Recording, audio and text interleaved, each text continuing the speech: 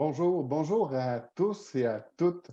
Merci d'être venus en grand nombre pour cette soirée d'information virtuelle sur les travaux de Griffintown, les travaux de la rue Peel, les travaux du réseau express métropolitain et les travaux aussi de la Commission des services électriques qui ont cours actuellement dans votre quartier. Alors, merci de nous permettre d'entrer un peu chez vous pour vous transmettre le plus d'informations possible sur les travaux qui ont été réalisés, mais aussi sur les travaux à venir et sur les concepts généraux de ces travaux-là. On va avoir plusieurs intervenants pour répondre à de nombreuses questions reçues à l'avance. On va également prendre des questions en direct du public. Vous savez, c'est notre deuxième soirée d'information pour le secteur Griffintown-Peel. On s'est rencontrés le 19 mai dernier. Alors, on est toujours au même point au niveau de la pandémie, de la gestion des distances, et c'est pourquoi on veut garder un lien avec vous.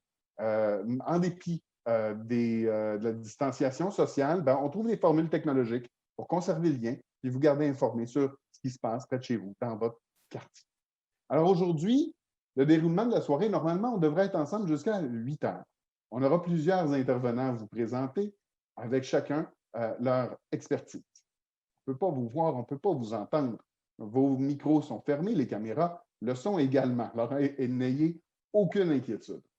Euh, on a reçu des questions à l'avance, on va les traiter autant faire se peut. On va recevoir aussi des questions en direct.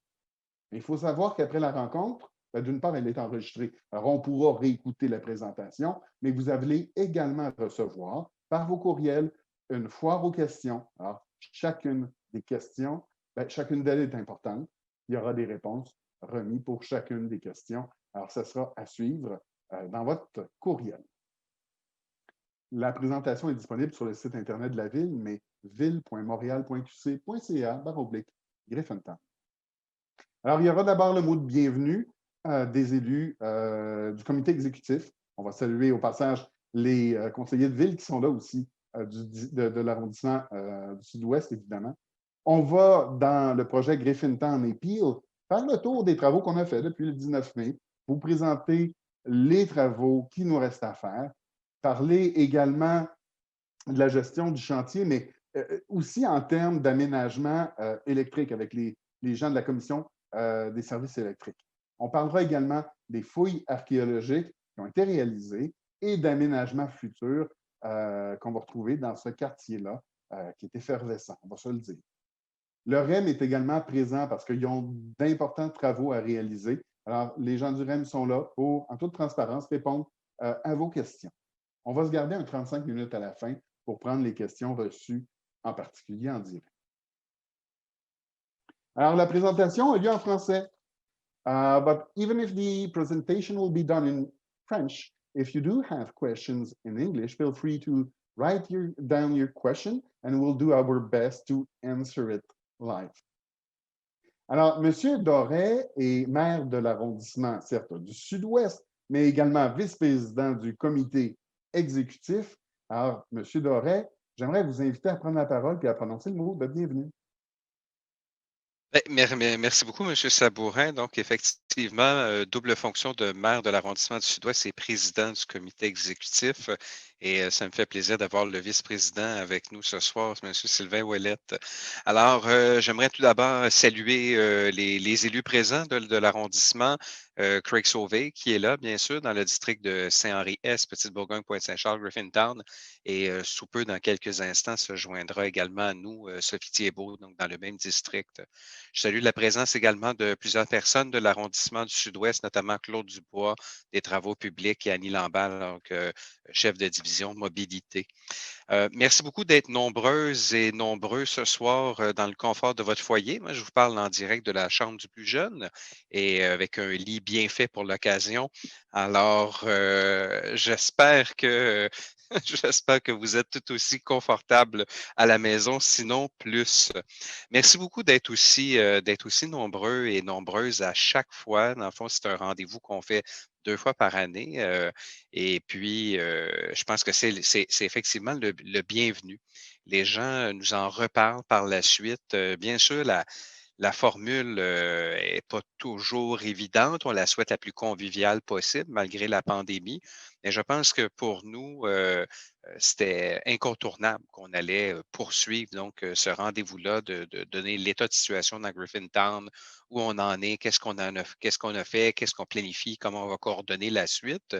Et ben, on le voit, malgré le fait qu'on est en mode virtuel, que c'est peut-être pas tout à fait comme d'habitude, avec autant de chaleur humaine et puis de contact, puis de rencontrer toutes sortes de gens qu'on voit pas toujours dans les rues environnantes, que ben, dans le fond, que vous êtes là et on le voit avec le nombre de personnes inscrites. Personnellement, c'est un moment que j'aime bien parce que ça nous permet, je le disais tout à l'heure, oui, de faire le point, de voir qu'est-ce qu'on a fait jusqu'à maintenant, mais également où est-ce qu'on s'en va. Donc, c'est toujours bien là, d'un point de vue communication avec nos commettants, avec nos commettantes, mais c'est aussi de vous entendre. Qu'est-ce qui vous parle? Qu'est-ce qui vous jase?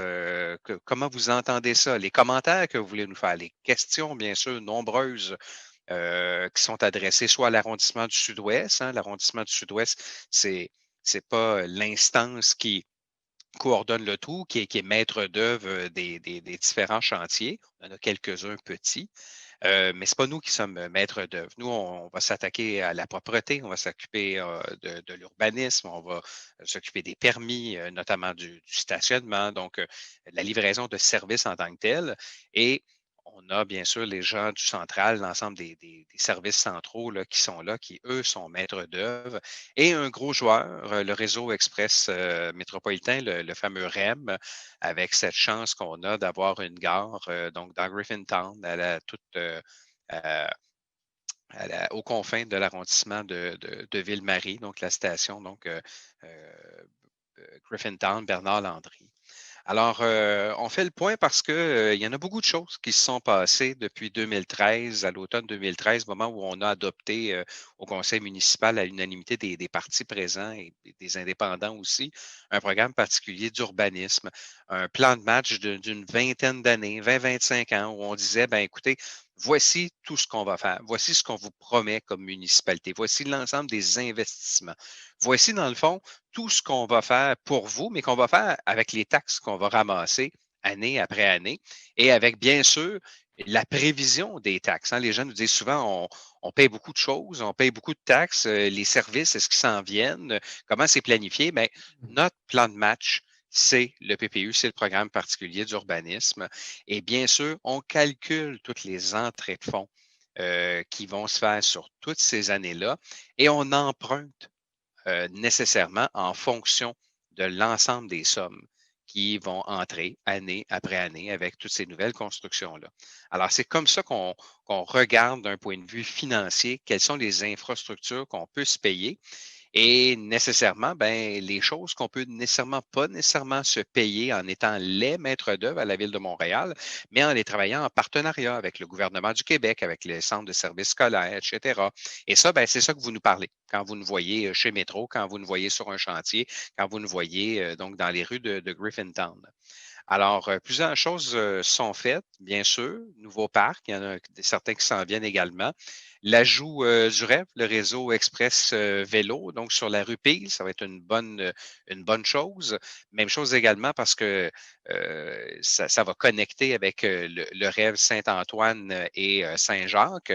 Donc, un rêve qui fait couler beaucoup d'encre, mais qu'on a pris l'engagement au début du mandat de réaliser parce que c'était une demande et qui, en fait, ne répond pas uniquement aux besoins des cyclistes. Loin de là, on réduit souvent le rêve aux besoins des cyclistes. C'est bien sûr pour les cyclistes, mais également pour tous ceux qui veulent justement utiliser le vélo, tous ceux qui considèrent également que d'avoir des vélos qui se promènent un peu partout, bien, de les canaliser à un endroit, ça aide à la sécurité de l'ensemble des usagers, des piétons, avec une meilleure signalisation, un respect également du code de sécurité routière beaucoup plus, je vous dirais, pointu. Ça permet également aussi aux automobilistes ben, de mieux être canalisés, de faire en sorte que les déplacements sont beaucoup plus sécuritaires. Alors, le rêve, ça va être une amélioration qui s'en vient chez vous et qui va se connecter avec le grand réseau du rêve. Je termine en vous disant que ben, maître d'œuvre, ce n'est pas l'arrondissement du Sud-Ouest, c'est la ville-centre avec des grands joueurs, soit en plein centre ou en périphérie. Ça demande donc beaucoup de concertation, beaucoup de coordination, beaucoup de gens alentour de la table. Et c'est ces gens-là qu'on a avec nous ce soir pour répondre à vos questions et qui vont faire chacun un bout de l'état de la situation sur qu'est-ce qu'ils ont réalisé jusqu'à maintenant. Ça va bien, qu'est-ce qu'ils peuvent améliorer. Donc, on va répondre à vos questions. Et par la suite, ben, qu'est-ce qui s'en vient, puis comment on le prépare. Alors, sur ce, beaucoup de travaux qui continuent, beaucoup de boulot d'abattu, encore beaucoup à faire pour plusieurs mois et encore pour beaucoup d'années. Et sur ce, ben, je vous souhaite une excellente soirée en notre compagnie. Et puis, je vous laisse en vous laissant, en faisant un petit clin d'œil à surveiller mercredi matin au comité exécutif. On va débuter à 8h30 avec une présentation que vous devriez aimer, vous, gens de Griffintown. Alors, c'est un petit hint comme ça que je vous laisse avant la publication de l'ordre du jour officiellement demain après-midi. Alors, sur ce, bonne soirée à tout le monde. Merci. Merci, monsieur le président du comité exécutif. Toutes mes excuses. Maintenant, je vais vous introduire le réel vice-président au comité exécutif, mais surtout responsable de l'eau, des infrastructures, de la commission des services électriques, et j'ai nommé M. Sylvain Ouellette. M. Ouellette, oui, bonjour, merci M. Sabourin. Donc, d'abord, j'aimerais remercier la présence de M. Doré, donc notre président-maire de Griffintown, ici, également mes collègues là, de Griffintown, M. Sauvé et Mme Thibault. Donc, on le sait, évidemment, là, les impacts des chantiers sont importants pour les résidents, sont importants pour les commerçants, sont importants pour la mobilité. On sait que c'est une préoccupation importante. En plus, on n'est pas dans du neuf, hein, on rénove beaucoup de choses dans Griffintown. Donc, évidemment, on arrive avec beaucoup d'imprévus. On n'a pas toujours les plans tels que construits dans certains cas. Mais à chaque fois qu'il y a des imprévus, on essaie évidemment de régler le plus rapidement possible les problèmes. Et évidemment, on ne ménage aucun effort en ce sens. Monsieur Doré en a parlé, là, je vous invite moi aussi à aller voir mercredi matin au comité exécutif à la séance publique en rediffusion. Pour vous dire aussi qu'on vous a entendu là, au niveau de la quantité de chantiers dans Griffintown. Je tiens à dire que si moi, je suis responsable des chantiers, des différents chantiers à la Ville de Montréal, ceux de la Ville de Montréal. Il faut savoir qu'en moyenne, 25 des chantiers présents dans la rue sont des chantiers vraiment de la Ville. Le reste, c'est évidemment les chantiers privés. On peut parler du MTQ, Énergir, la Commission des services électriques, le REM, la STM, etc. Et évidemment, si le problème n'est pas tant la quantité de chantiers, mais leur concentration géographique. Si les chantiers étaient très bien répartis à travers l'île, ce serait extrêmement simple dans mon cas, mais malheureusement, il y a certains quartiers, évidemment, qui sont plus vieux. Hein, c'est le cas, évidemment, là, des quartiers centraux, donc les infrastructures arrivent en fin de vie.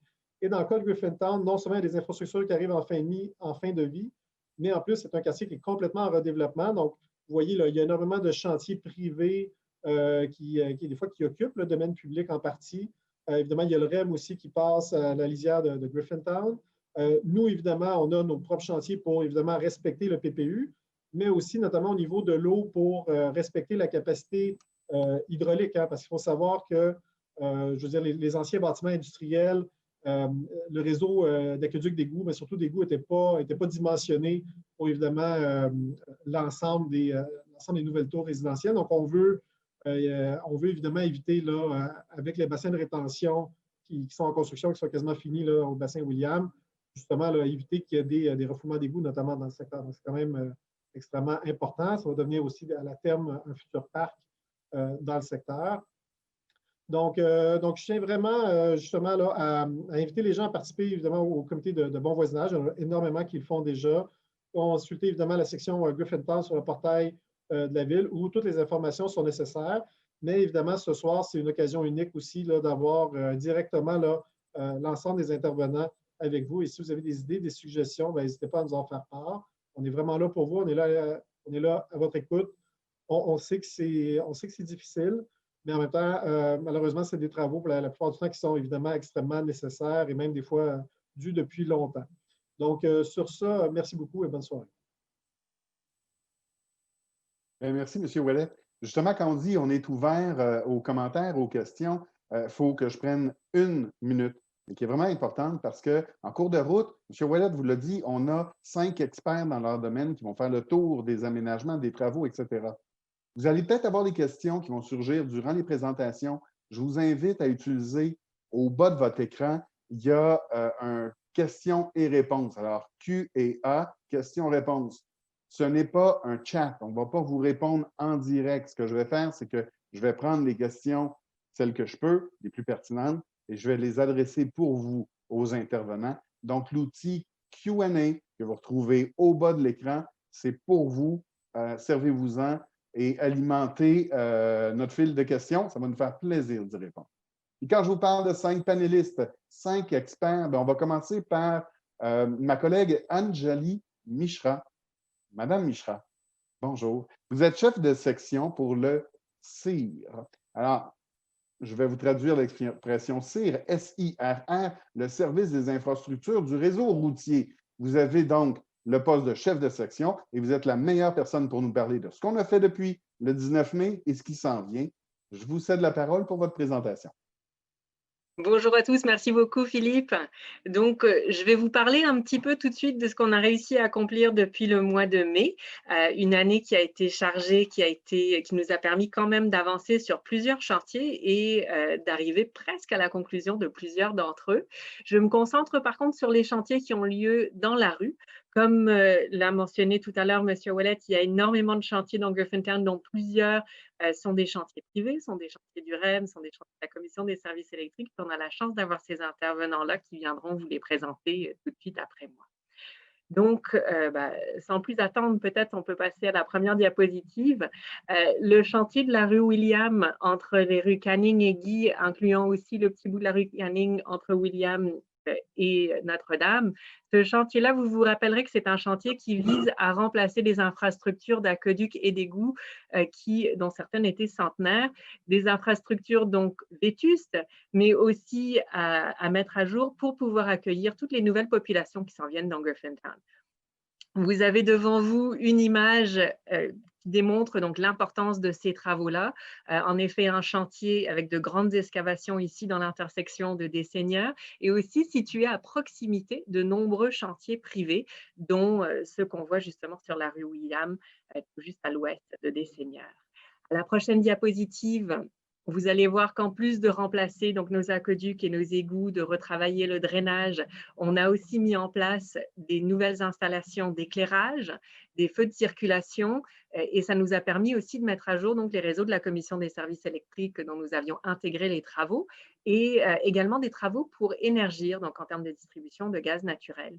L'idée d'intégrer tous ces travaux-là, c'est vraiment pour réduire à plus long terme le temps que ça va prendre en termes d'entrave près de chez vous, sachant qu'on vient faire un aménagement dont le fini est ce qu'on appelle un fini temporaire, c'est-à-dire que vous avez des bordures de béton et des trottoirs en asphalte. Ceci pour prévoir le fait qu'on a plusieurs chantiers privés qui sont encore en construction à proximité de cette rue et donc avec l'idée de ne pas abîmer de façon prématurée des aménagements de plus grande qualité, comme ceux que vous empruntez, j'espère, déjà près de l'ETS sur la rue Murray ou alors encore sur la rue Shannon. Dans la prochaine diapositive, on peut apercevoir un petit peu ce qu'on voit en termes d'évolution. Alors, l'une des préoccupations mentionnées d'ailleurs, je pense, par M. Doré dès le début de cette présentation, était vraiment la sécurité. Et en ce sens-là, oui, nous refaisions les infrastructures souterraines, mais on en a aussi profité pour élargir les trottoirs, pour qu'ils deviennent plus généreux. Et vous allez voir l'année prochaine, dès le printemps, on va venir marquer l'espace qui devrait être réservé aux vélos. Pourquoi une piste cyclable sur la rue William? Ceux d'entre vous qui ont suivi les nouvelles de l'OCPM, vous savez que c'est parce qu'il y a une école qui s'en vient aussi à proximité. Et donc, on veut s'assurer que tous les nouveaux résidents dans Griffintown puissent vraiment se déplacer en sécurité.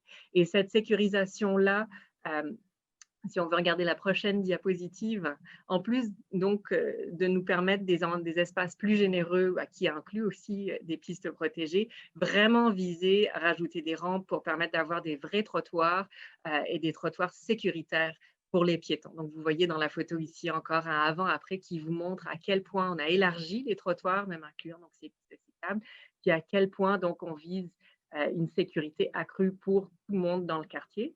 On met en place donc tout de suite une configuration future de la rue pour que même si l'aménagement final ne soit pas encore fait, que vous bénéficiez déjà de cet avantage en termes d'amélioration. Au niveau de la rue Ottawa, alors ici, les infrastructures avaient déjà été faites l'année dernière. Il y avait donc des travaux à compléter au niveau de la commission des services électriques et surtout, nous voulions là créer un aménagement de surface de qualité. Et donc, vous voyez là nos machines à l'œuvre au niveau du mois de juillet. Et puis, dans la prochaine diapositive, on peut commencer à voir donc ce qui s'en vient. Un aménagement qui comprend des débarcadères, des espaces de livraison devant certains immeubles, puis des espaces aussi réservés aux populations à mobilité réduite, mais aussi là, une piste cyclable qui est marquée. Donc, on comprend que vos habitudes vont changer. Vous allez voir apparaître de nouveaux usagers sur la route que vous n'aviez peut-être pas l'habitude de voir. Puis, on vous encourage donc à faire bien attention quand vous vous stationnez, à aller vers les espaces qui sont réservés soit pour les livraisons ou les stationnements, pour éviter d'encombrer la piste cyclable. Puis encore une fois, pour faire attention à ces nouveaux usagers qui, mine de rien, pour être passés récemment, sont de plus en plus nombreux et vont avoir tendance, je pense, avec toutes les nouvelles constructions, avec l'arrivée de l'école, avec l'arrivée des parcs, dans quelques années encore, à s'intensifier. À la prochaine diapositive, je pense qu'on va encore mieux, c'est ça, on voit encore mieux le trottoir. Un trottoir qui comprend des fosses de plantation continue pour les arbres. Par rapport à la photo d'avant que vous avez sur la gauche, vous voyez qu'on a ajouté, donc, en plus de la largeur de trottoir, vraiment des espaces qui nous permettent une plantation. Ce sont plus de 30 nouveaux arbres qu'on vient ajouter donc, dans cet aménagement permanent le long du tronçon de la rue Ottawa entre Guy et du Séminaire. La rue Rioux, elle, malheureusement, je n'ai pas encore de photos complètement terminées parce que les travaux sont en cours. Ici aussi, on avait des travaux d'enfouissement des fils électriques, de mise à niveau des réseaux de la Commission des services électriques et un aménagement qui vient border un parc. Il y a Marie-Claude Morin tout à l'heure qui vous parlera au niveau des fouilles archéologiques, des choses excitantes qu'on y a trouvées. Là, donc, ce projet qui a commencé plus tard dans l'été, on aura peut-être quelques semaines de travaux encore l'année prochaine pour terminer ce que la météo ne nous aura pas permis de faire cette année, mais l'aménagement déjà de qualité, puis donc une sécurisation au niveau des passages va être complété juste à temps pour accueillir les nouveaux résidents. Soulignons donc qu'avec le nouveau projet de construction qui vient à côté, c'est un des exemples où on a travaillé en collaboration avec nos riverains pour accommoder un nombre important de déménagements. Et puis, on vous parlera en quelques instants, en quelques diapositives de ce qu'on fait de plus à ce niveau-là. Ensuite, la rue William. Alors, cette fois-ci, on est entre de la montagne et de l'inspecteur. Ce que vous voyez, c'est peut-être l'image de ce que vous n'avez pas pu apercevoir à partir des trottoirs en marchant sur la rue William aux abords de la rue Anne. C'est un trou qui fait 8 mètres de profondeur. Donc, imaginez-vous à peu près, on est rendu au 3e sous-sol d'un stationnement. Une excavation donc très profonde pour nous permettre d'installer une chambre de pompage qui annonce ou qui nous permettra de mettre en fonction le nouvel égout qu'on vient mettre donc entre les rues de la Montagne et de l'Inspecteur. Un nouvel égout qui en plus sera surdimensionné, donc plus large par rapport à l'égout actuel, plus large pour pouvoir accommoder les eaux dans des conditions de tempête, des conditions de changement climatique, et puis donc acheminer les eaux vers le bassin de rétention, le bassin William, mais aussi qui permettra de remplacer donc des infrastructures qui sont vétustes et même qui ont tendance à s'effondrer plus vers la rue Peel. Et en ce sens-là, à éviter qu'il y ait des refoulements d'égouts dans tout le secteur. Donc, la station de pompage, c'est ce que vous avez vu comme action sur la rue William. Vous avez sans doute aussi vu, et puis si on regarde la prochaine diapositive, je pense que c'est un tout petit peu plus clair, aussi pour ceux qui le connaissent, les conduits longitudinales que vous voyez dans l'image de droite, ce sont des conduits de la Commission des services électriques, parce que nous en profitons là aussi pour mettre à niveau, en plus de l'aqueduc et de l'égout, les réseaux de la Commission des services électriques. Il y a aussi des travaux d'énergie, donc encore une fois, avec un effort pour intégrer tout ça. La chambre de pompage que vous voyez qui descend dans la photo de gauche annonce donc des excavations beaucoup plus majeures qui s'en viennent dans la rue William. On creuse à 6 mètres de profondeur pour aller installer cet égout-là. Et d'ici là, vous avez reçu de l'information au niveau du pompage pour savoir, pour vous assurer qu'au niveau de la qualité du service qui est rendu, vous ne perdiez pas pendant ces périodes de construction. Puis il y a un avis de travaux d'ailleurs qui est sorti tout récemment pour ceux qui sont à proximité. Sachez donc que ces travaux-là vont continuer pendant les prochains mois et continuer au-delà en 2021. Ces travaux-là, en fait, c'est pas grave, la diapositive va un tout petit peu plus vite pour moi, juste pour conclure avec William. Donc, les travaux qui ont commencé à l'intersection de Dalhousie vont progresser vers de la montagne et venir croiser le chantier de la rue Peel, dont je vous parle là tout de suite. Alors, des Canadiens qui étaient arrivés rapidement, pour ceux d'entre vous qui remontent la rue Peel un petit peu plus vers le centre-ville, vous avez sans doute vu que nous sommes en train de compléter le revêtement de surface de l'avenue des Canadiens entre les rues Drummond et Peel. Les plus curieux d'entre vous auront vu qu'en plus de faire nos réseaux de la Commission des services électriques, on a procédé à l'imperméabilisation du tunnel de la station Bonaventure.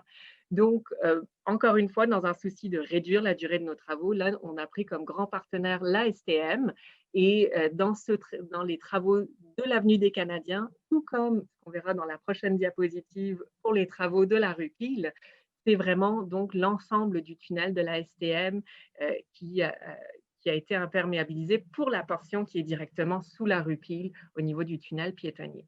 Les tuyaux rouges que vous voyez qui traînent par-dessus ce tunnel de métro, ce sont les canalisations de la Commission des services électriques. Le projet de la rue Peel, donc là, vous avez vu beaucoup de travaux d'infrastructure dans ces dernières années. Il restait à mettre à niveau tous les réseaux de la Commission des services électriques et il y a aussi eu d'importants travaux de Énergir. Donc là, sur la prochaine diapositive, vous voyez un exemple de ce que ça peut donner en termes de construction de massifs, de puits d'accès de la Commission des services électriques, des travaux donc assez majeurs qui nous ont occupés pour une bonne partie de cette année. La bonne nouvelle, c'est qu'on aura déjà complété donc la vaste majorité des travaux de la Commission des services électriques cette année au sud de Saint-Antoine, donc allant vers Wellington. Puis dans la prochaine diapositive, vous voyez un petit peu l'envergure de l'excavation dans l'intersection, cette fois-ci de Saint-Antoine. Et les tuyaux jaunes, là, sont des tuyaux de Énergir. Énergir, ce que vous ne saviez peut-être pas, c'est que tout le poste de distribution d'Énergir était concentré sous cette intersection et nos travaux l'ont relocalisé.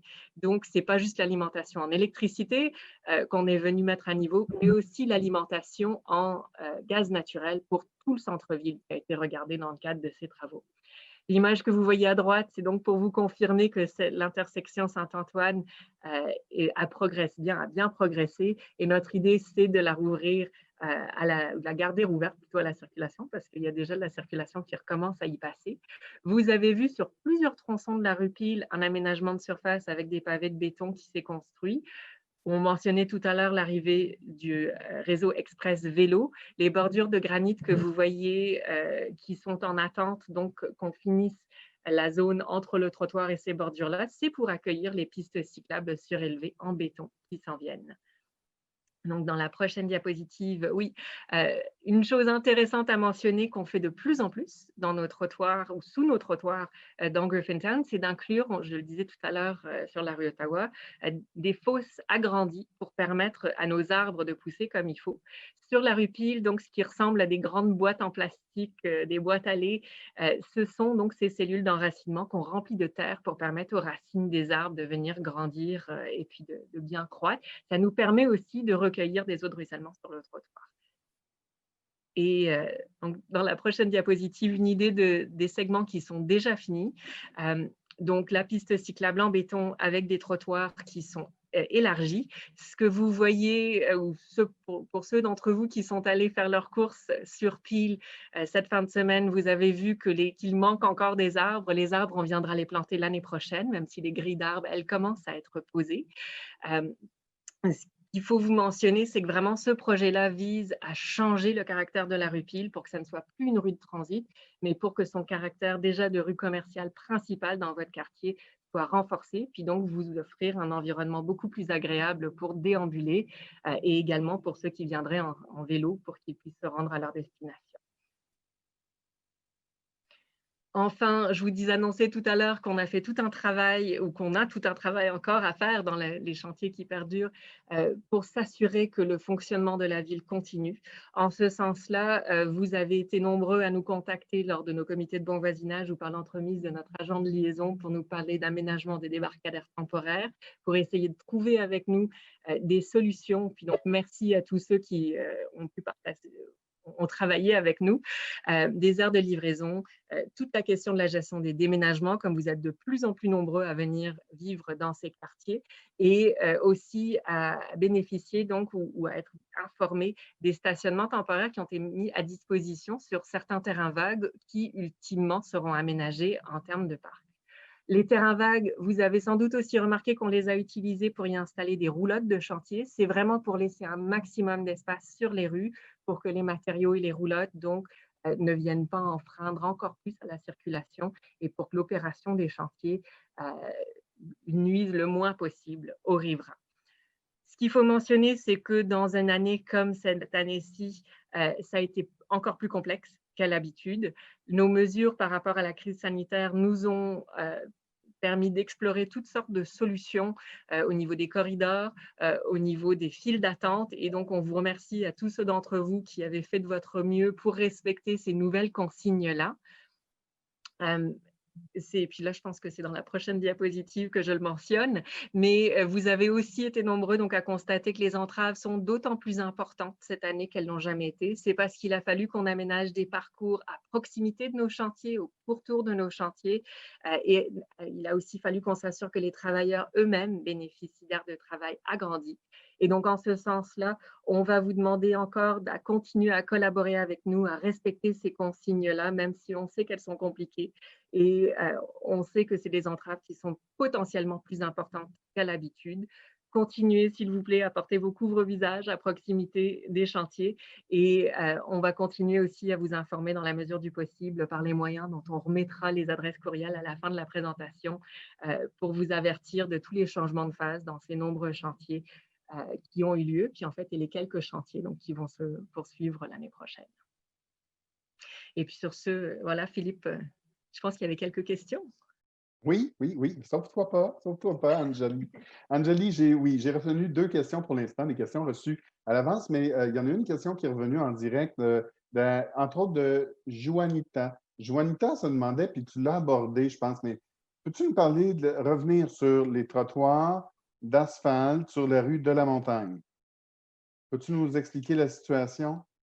Alors, en fait, la rue de la Montagne, je pense que c'est le chantier dont on va vous parler tout à l'heure de la part de la commission des OK, donc on va voir ça avec M. Godet tantôt? Parfait. Ça, par contre, je peux mentionner, juste en termes de trottoir en asphalte, ce que je peux dire pour clarifier, puis j'aurais pu le mentionner pendant le petit bout sur la rue Ottawa, c'est qu'on sait qu'il y a beaucoup de constructions qui s'en viennent encore dans le quartier. Donc, de façon générale, pour éviter de démolir quelque chose qu'on vient de construire, souvent on reconstruit en asphalte quand on sait qu'il y aura d'autres interventions qui seront nécessaires par la suite. Puis c'est le cas justement sur de la Montagne. Bien, tu rends le travail de M. Godet tantôt plus facile. Je vais te poser alors la question de Vanessa Marcelino. Vanessa se demande, la rue Shannon, plus particulièrement entre Ottawa et Wellington, on dit d'elle que cette rue-là est dans un état pitoyable. Alors, y a-t-il des choses qui sont prévues? Alors oui, il y a à terme des choses qui sont prévues et comment dire, le commentaire au niveau de l'aménagement de surface a été transmis aux gens chez nous. En termes de grands travaux, la date exacte, je ne peux pas vous la donner, mais c'est sûr qu'on va regarder avec l'arrondissement ce qui peut être fait pour s'assurer que jusqu'à ce que ces travaux soient faits, il y ait des conditions qui soient plus intéressantes que ce que vous avez maintenant. La programmation exacte, c'est ça, il y a, en termes d'infrastructure, d'aménagement de surface, va dépendre de l'avancée des autres travaux. On ne veut pas faire des travaux là tant qu'on n'a pas complété les travaux sur la rue William. Alors, on n'oublie pas la rue Shannon. Vous mettez une note. Parfait. OK. Question reçue en direct. Et là, on nous demande, c'est Marie-Claude Binette qui demande jusqu'à quel moment le stationnement sur Ottawa, de la Montagne, William, Saint-Thomas, jusqu'à combien de temps, à quel moment ça sera disponible? Actuellement, il y a beaucoup de restrictions. Tu l'as abordé un peu, mais est-ce qu'on a un horizon? Alors, comment dire, c'est une bonne question, mais je ne suis pas trop sûre de l'interpréter. Est-ce que c'est au niveau des stations? Parce que l'îlot Saint-Thomas, est-ce que ce sont les stationnements temporaires? J'imagine que tu ne seras pas plus capable de répondre que moi, si c'est une question qu'on a reçue en direct. Il y a plusieurs stationnements temporaires qui ont été mis à la disposition des résidents qui ont perdu l'accès momentanément à leur stationnement souterrain. Et ces terrains de stationnement-là resteront disponibles pour les personnes qui sont directement impactées au niveau des chantiers. Et tant qu'on ne commencera pas la construction des parcs, c'est là où on essaye de s'assurer que ces terrains-là servent vraiment pour mitiguer les impacts dans le quartier. À plus long terme, je pense que là, il y a peut-être Louis-Henri Bourg qui en parlera tout à l'heure. Il y a une volonté de transformer le quartier de façon plus large, de favoriser les modes actifs. Donc, tout ce qui est débarcadère, tout ce qui est aire de livraison est pris en compte, mais il y a quand même les modes actifs et puis la sécurité donc, des modes actifs et collectifs qui est favorisée dans les plans à long terme. Je ne sais pas si Louis-Henri Bourg peut-être veut rajouter quelque chose par rapport à ça. Okay, donc, on devance un peu notre échéance. Merci beaucoup. On va y arriver. Je te laisse aller pour l'instant, Anjali. Et on va tout de suite se diriger tranquillement vers la rue de la Montagne parce que c'est là qu'on trouve les travaux de la Commission des services électriques de Montréal. Et j'inviterai Gilles Godet, qui est directeur soutien technique et informationnel. Monsieur Godet, on va faire ensemble le tour de la question des travaux de la Commission. Merci, M. Sabourin. Bonjour tout le monde. Sur la rue de la Montagne, la Commission exécute des travaux pour le réseau souterrain en vue de l'enfouissement des réseaux aériens de Hydro-Québec, des compagnies de télécom qui sont présentes sur place. Les travaux de la rue de la Montagne se font actuellement comme contrat uniquement avec les travaux de la Commission, contrairement à l'ensemble des autres travaux de la Commission qui sont intégrés aux appels d'offres de la Ville.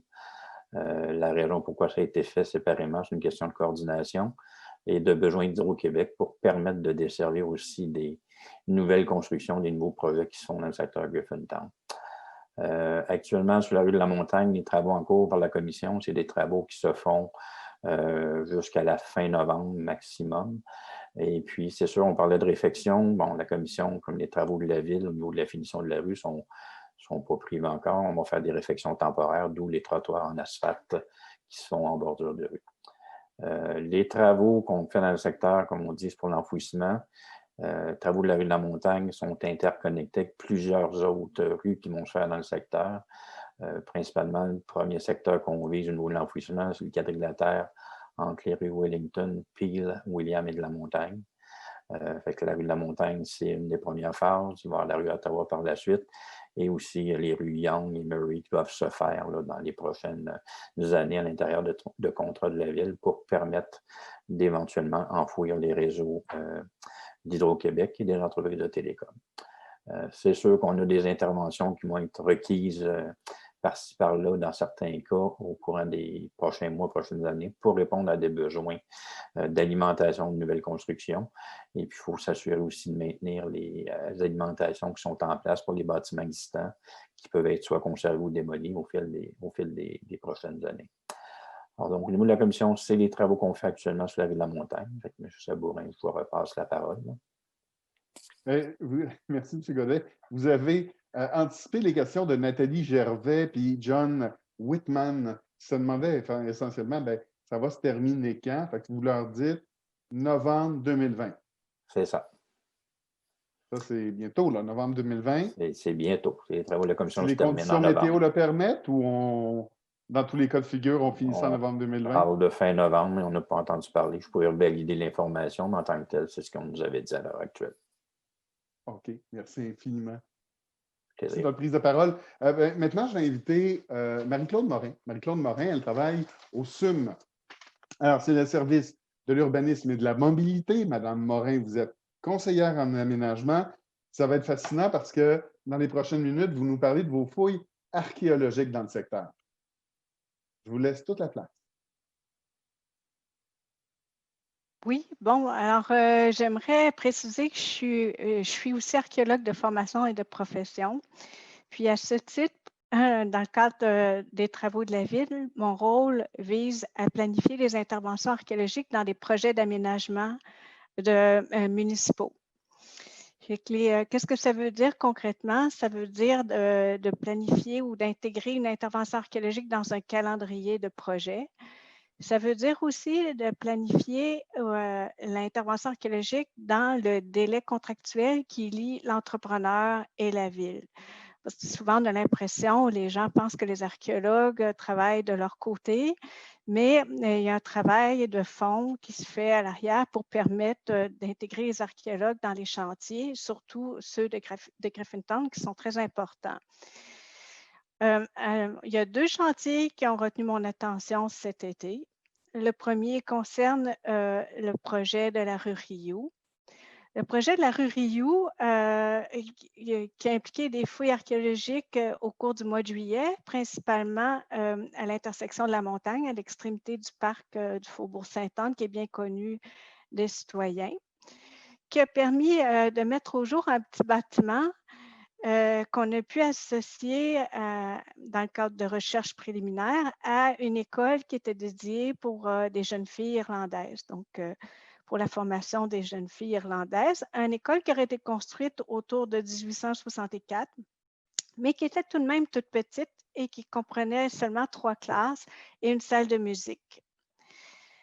Autre découverte intéressante, c'est la mise au jour d'un caisson, d'une boîte contre le mur de l'école qui contenait plusieurs objets, peut-être des objets recueillis à la suite d'un ménage ou d'un nettoyage de l'école ou de la cour d'école, mais des objets rattachés donc aux activités scolaires, telles que des tablettes d'ardoise, des crayons de graphite brisés, qui sont les équivalents des articles scolaires du 19e siècle, mais aussi des objets liés peut-être aux activités dans la cour d'école ou à l'enfance. On a trouvé des figurines en porcelaine, des billes, des petits boutons de vêtements pour enfants, des pièces de monnaie.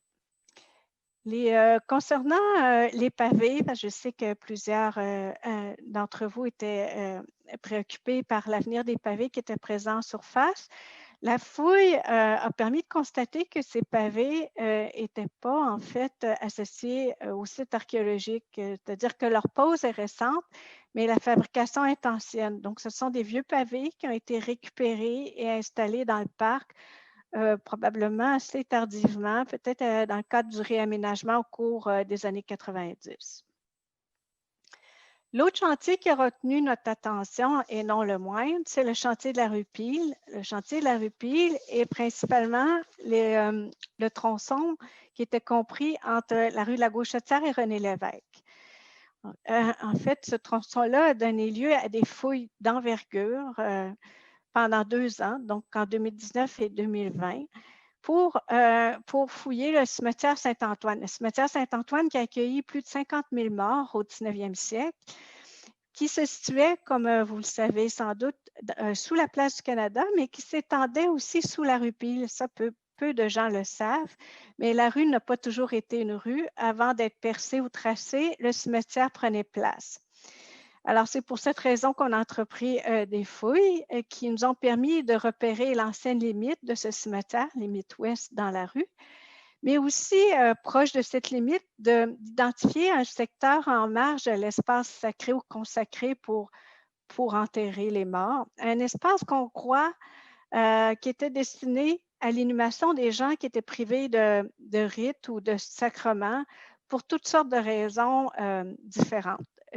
On a retrouvé dans cet espace-là unique, un peu profane, plusieurs cercueils d'enfants, de bébés morts-nés, mais aussi des fosses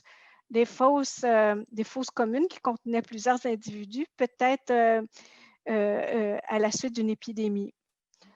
On a aussi trouvé, ce qui est inhabituel, des cercueils avec des gens inhumés avec leurs habits. Ce qui n'était pas courant au 19e siècle, ce n'était pas dans les pratiques. On enterrait les gens nus, enveloppés dans un linceul. Alors, on a retrouvé les gens habillés avec leurs habits, mais aussi des objets personnels.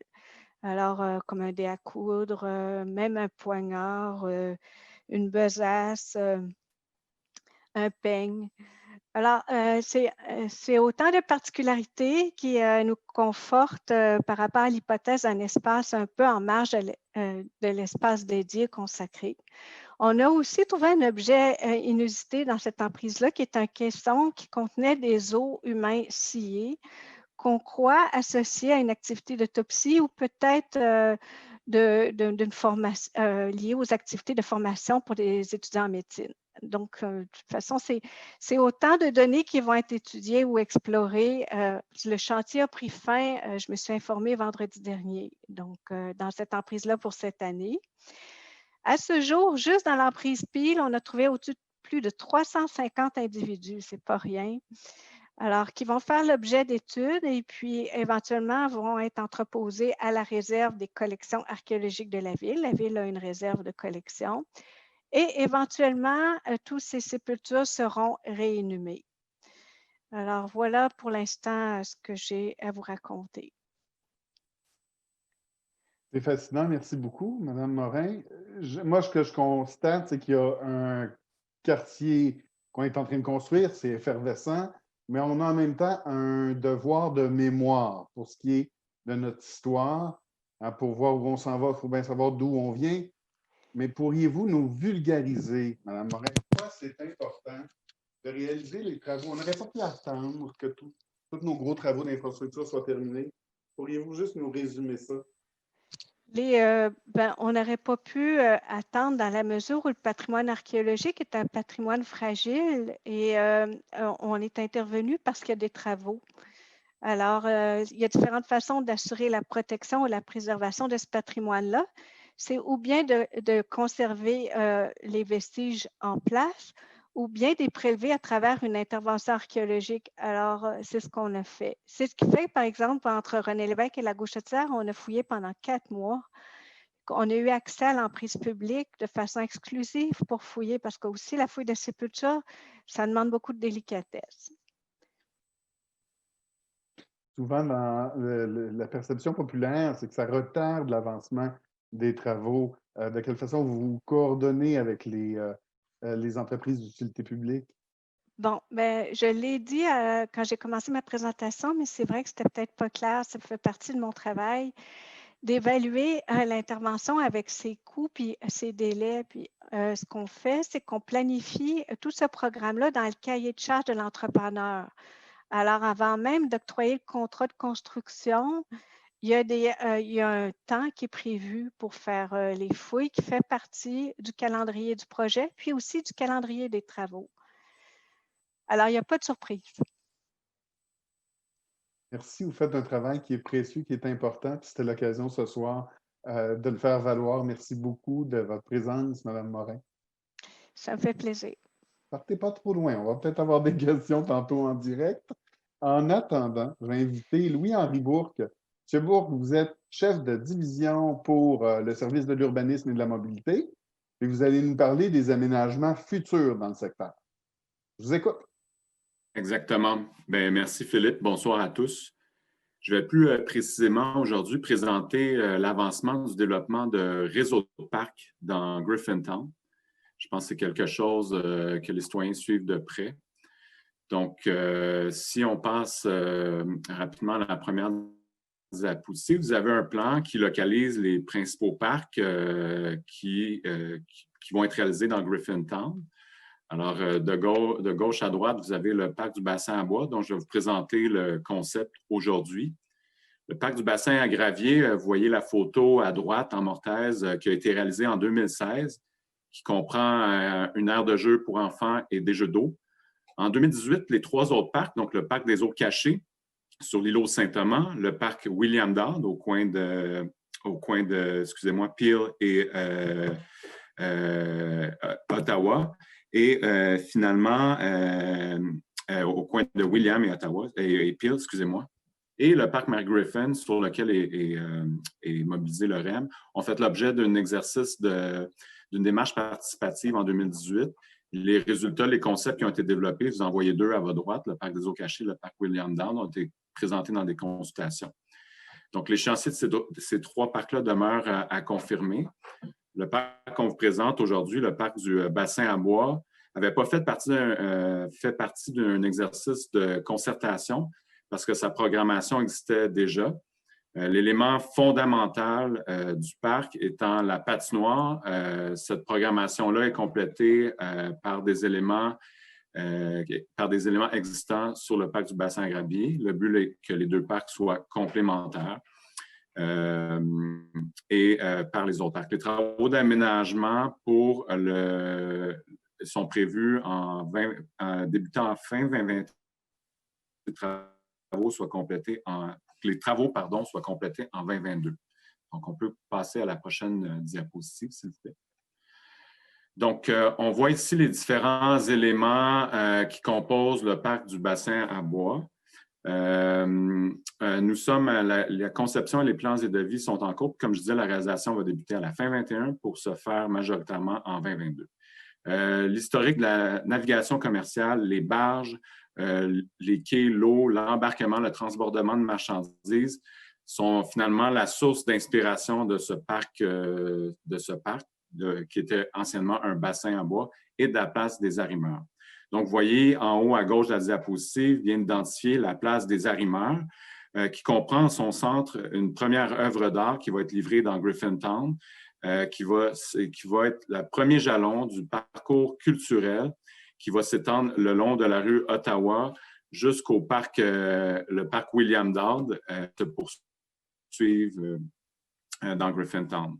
Juste en bas, vous avez les deux autres sections du parc, donc la partie nord du parc, qui va comprendre principalement la patinoire réfrigérée que vous voyez en son centre, et la partie sud du parc est une programmation beaucoup plus libre, conçue pour des activités plus calmes, tranquilles, de contemplation sur le long du canal de la Chine. Donc, si on peut poursuivre, on voit ici le pavillon, dans le fond, qui va accueillir les patineurs et les différents équipements mécaniques du parc. L'enveloppe de bois que vous voyez sur la perspective évoque les piles de bois qui étaient entreposées le long du bassin à bois. Cet espace devient également une placette sur le dessus, on va le voir un petit peu plus tard, en développant de cinquième façade. Le concepteur tire profit de la topographie du site. Donc, on a un dénivelé, on le voit, de 1,5 m de la rue des Bassins vers le bas du parc, qui permet d'intégrer le bâtiment dans cette topographie-là. Suivant l'objectif zéro carbone de la Ville de Montréal, le bâtiment est conçu pour atteindre une performance énergétique élevée afin de minimiser ses impacts environnementaux. Je vous amène ici sur la cinquième façade, ou juste au bord du belvédère, qui va être dégagé justement par l'utilisation du toit du pavillon des patineurs, qui va donner une vue très intéressante sur le parc. Il est également prévu l'installation de panneaux didactiques sur cet espace-là pour pouvoir comprendre les origines historiques du parc et l'inspiration du concept basé sur l'utilisation du bassin. Donc, on peut poursuivre. On vous fait rêver ici un peu. On peut voir un paysage d'hiver avec la patinoire réfrigérée, les patineurs, un éclairage somme toute doux. Il y a deux allées qui viennent encadrer le parc, qui donnent aussi accès à des bâtiments d'habitation. Donc, on a toujours une sensibilité à avoir une cohabitation harmonieuse entre le parc et les bâtiments. Si on poursuit. Donc, ici, vous avez la portion sud du parc. C'est un parterre gazonné, comme je le disais un petit peu plus tôt. L'objectif, c'est de laisser des espaces beaucoup plus aux activités libres, aux différents citoyens, que ce soit les plus jeunes ou toutes les clientèles. Et l'objectif, c'est plus plaisance, de verdurer un espace vert aux abords du canal de la Chine qui, on le souhaite, soit complémentaire au parc du canal de la Chine. Donc, voilà pour la présentation. J'espère que ça vous a plu. Absolument. Dis-moi, Louis-Henri, je te garde parce qu'il y a des questions qu'on a reçues auxquelles tu pourrais peut-être répondre. Il y a une question, écoute-moi, c'est Marcus Holm qui demandait, lui, qu'en est-il du parc au coin des rues de la Montagne et William? C'est-tu le parc bassin à bois que tu viens de nous présenter, ça? Non, de la Montagne et William, c'est le parc des eaux cachées, souvent qu'on appelait Saint-Thomas. Donc, actuellement, la Ville élabore son plan décennal d'immobilisation qui va être adopté d'ici la fin de l'année. Ça va nous permettre de préciser la programmation des différents parcs dans Griffintown et la séquence des parcs. Il a toujours été pressenti comme le parc des Eaux Cachées comme étant le prochain dans la séquence, mais tout ça va rester à confirmer, évidemment, avec l'arrondissement, etc. Donc, tu n'as pas de date de début des travaux ou… Non, pas pour les prochains parcs, comme je le mentionnais. Là, la programmation va être définie en fonction du nouveau plan décennal d'immobilisation de la Ville de Montréal. Il y a également Diane Gosselin qui se demande if there's any consideration regarding an underground parking lot at Parc des Eaux Cachées. Si tu es capable, je te demandais de répondre peut-être en anglais. And I know Mr. Marcus is looking for information about le Parc des Eaux Cachées. So if it's possible for you, go ahead. Yes, but actually I'll do my best in English. Our reflection is more to share private parking, first of all. So we're working with the firm Jalon, which is now studying which way we can share private parking in a partnership. So it's the strategy du stationnement. Jalon is working on that. Also, the borough is working on other solutions. But before to put public money on their parking lot, on their park, which is very, very expensive, we're more looking to share private parking that we know they are not full and there's plenty of space. So the way we think it's how we can make sure that those spaces are available for all citizens of Griffintown, including visitors, including shoppers for stores. So that's the way we are working right now with Jalon. So I do deux pierres d'un coup because we know we have a lot of questions around strategy de stationnement. So we are working hard on that, and we hope to have great announcement next year for a solution. And again, the borough is working hard on a signage. They're studying a new way to put signage and to make sure that residents, visitors, and everybody find a place in Griffintown.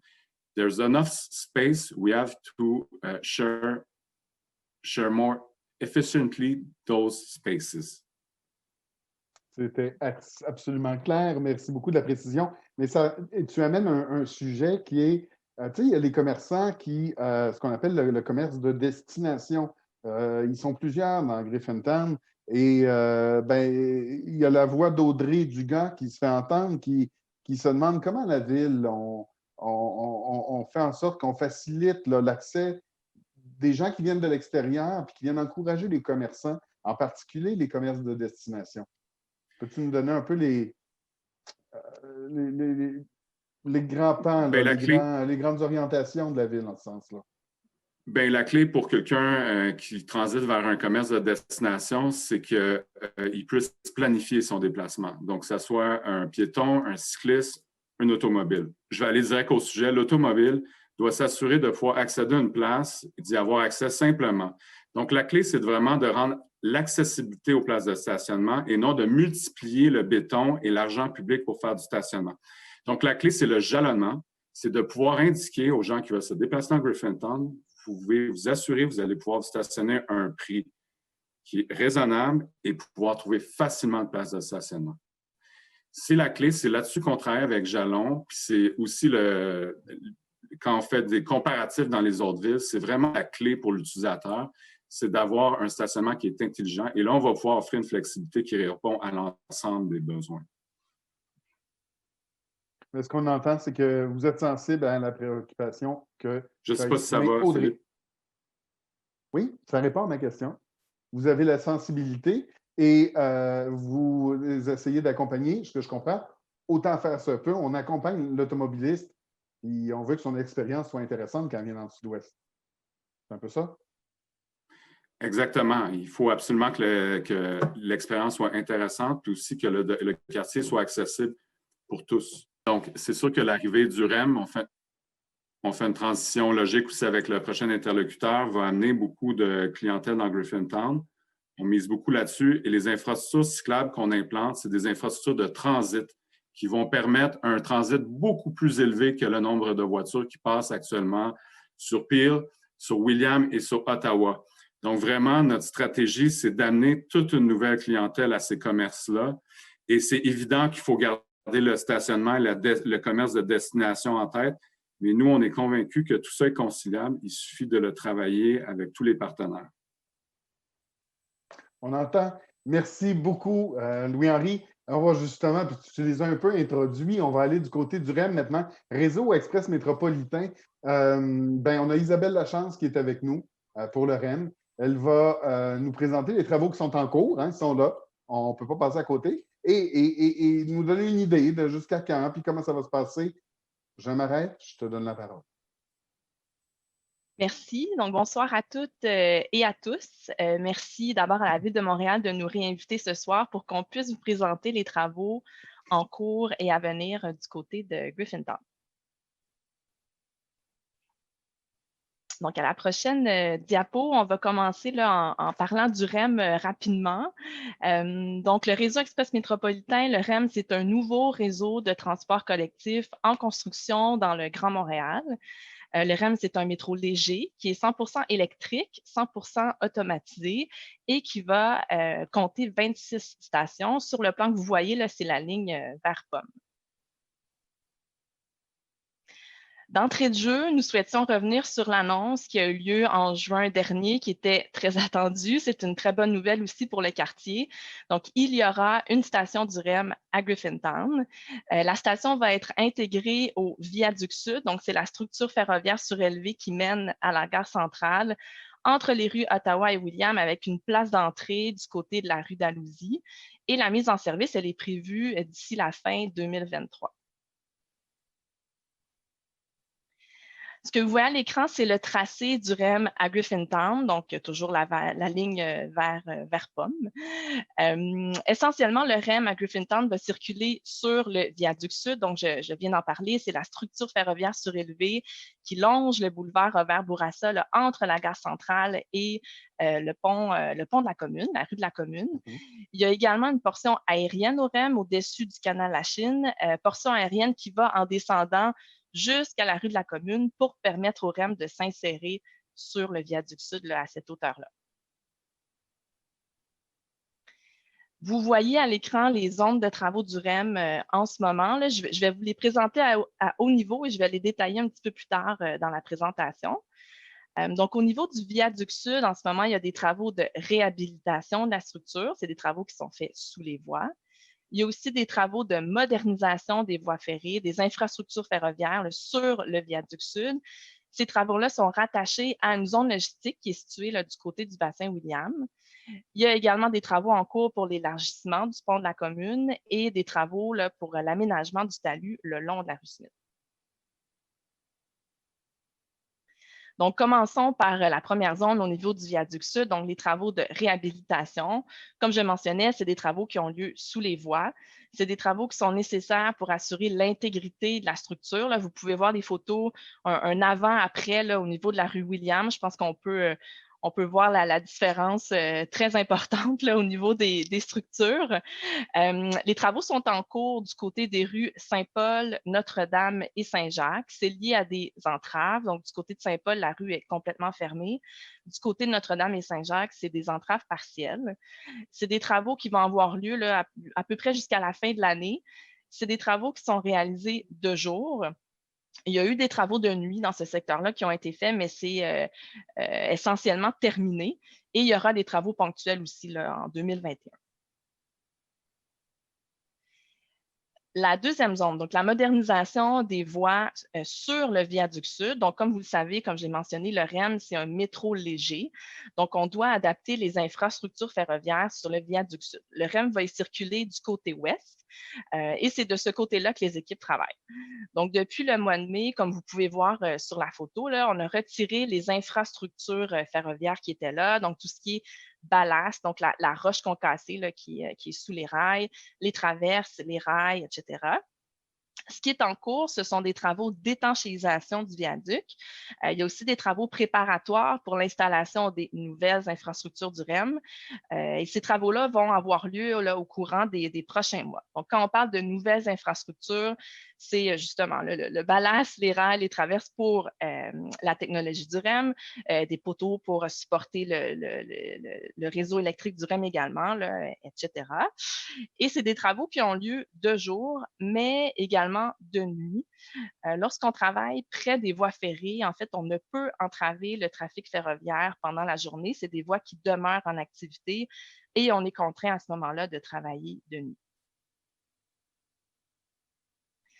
Donc, vous voyez à l'écran une vue schématique du secteur de la commune Smith avec l'arrivée du REM. Donc, on voit en bas à gauche la structure aérienne au-dessus du canal La Chine, qui va ensuite en descendant jusqu'à la rue de la commune où le viaduc va s'insérer, où le REM va s'insérer sur le viaduc sud. Donc, pour faire ça, comme le REM s'insère sur le viaduc sud au niveau de la rue de la commune, on doit élargir le pont ferroviaire. C'est des travaux qui ont débuté en mai. Ce qui a été réalisé, c'est la construction des piliers de cet élargissement-là. Ce qui est en cours, c'est la reconstruction des culées. Donc, vous voyez une image là, en bas à droite de ce qu'est une culée. Donc, en ce moment, on réalise des forages pour installer des micro-pieux qui sont les fondations là, de ces culées-là. Et il y a du bétonnage aussi qui est en cours. Ce qui est à venir, c'est la construction du tablier. Donc, vous voyez une image schématique là, en bas à gauche qui présente le tablier. C'est des travaux qui ont lieu là, majoritairement de jour. Vous voyez ici une photo, en fait, des travaux de l'élargissement du pont de la commune. Donc, on voit les fameux piliers là, dont je vous parlais. La troisième zone, c'est la zone d'aménagement du talus de la rue Smith. Donc, ce qui est en cours, c'est la construction du dernier pilier de la structure aérienne dans ce secteur-là. C'est le petit rond vert là, que vous voyez sur l'image en bas à gauche. Et il y a aussi des travaux pour installer là, une partie du drainage de la structure aérienne. Ce qui est à venir, c'est l'installation des poutres, donc entre les piliers du REM. L'installation aussi, la construction de murs de soutènement. Donc, comme le REM va circuler sur le talus, on va venir soutenir le talus. Et également des travaux là, pour construire les fondations des poteaux caténaires qui vont soutenir là, tous les câbles électriques du REM. C'est des travaux qui ont lieu de jour, mais qui ont lieu également de nuit. Donc, vous voyez, entre autres, l'image à droite, là, où on peut voir des équipements qui sont mobilisés pour la construction du pilier. On est situé très, très près des voies ferrées dans ce secteur-là. C'est les mêmes contraintes qui s'appliquent. Donc, dès qu'on est tout près, on ne peut entraver le trafic ferroviaire là, et on doit travailler de nuit. Un mot pour terminer sur l'arrivée des premières voitures du REM. Donc, vous les voyez emballées. Les 4 premières voitures là, qui sont arrivées au centre d'entretien de la station Brossard. Donc, elles vont être vérifiées, elles vont être préparées en vue des premiers tests sur les voies ferroviaires sur la rive sud.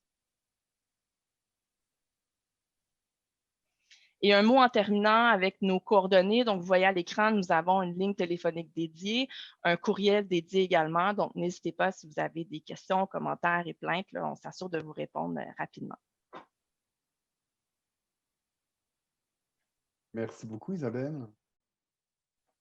Merci. Écoute, si c'est possible pour toi de revenir sur la présentation, l'avant-dernière, je crois, le talus de la rue Smith, où on voit que vous êtes bien installé sur le talus de la rue Smith et on retrouve sur ta présentation, dans le coin droit de l'écran, on retrouve l'horloge, hein, en fait, la tour de l'aiguillage. Oui. Et on comprend bien quand on voit cette image-là, à quel point le REM occupe l'espace et que c'était rendu un point difficile pour la Ville de Montréal, même de pouvoir poursuivre ses travaux au niveau de la tour d'aiguillage. On sait qu'on avait un projet du côté de la Ville de Montréal et il y a Benoît Pilon qui se demandait, bon, il voit que ça progresse bien du côté du REM, il se demande quand le projet de la tour va pouvoir reprendre.